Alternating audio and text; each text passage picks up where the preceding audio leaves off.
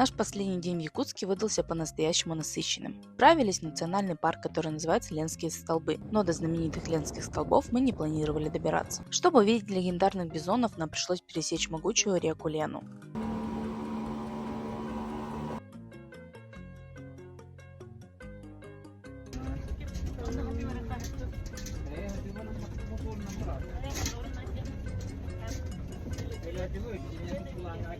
Этих животных когда-то привезли прямиком из Канады, но в суровых российских условиях они адаптировались настолько успешно, что некоторые популяции даже выпустили в дикую природу. Нам рассказывали, что во главе стада стоит настоящая леди, самка-лидер. Мы наблюдали за ними издалека, так как подходить близко к таким гигантам было опасно. Но нам позволили прикоснуться к их шерсти. Она оказалась на удивление мягкой и, что самое поразительное, совсем ничем не пахло. Как выяснилось, бизоны – большие чистюли и моются по 3 раза в день. После прогулки и небольшого перекуса мы отправились к Тукуланам.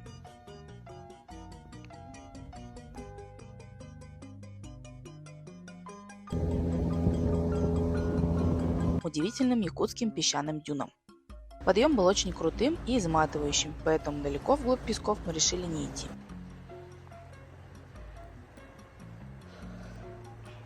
Вместо этого мы устроились на отдых, наслаждаясь тишиной и потрясающим видом на реку под теплым солнцем. Этот день стал финальной точкой нашего путешествия по Якутску.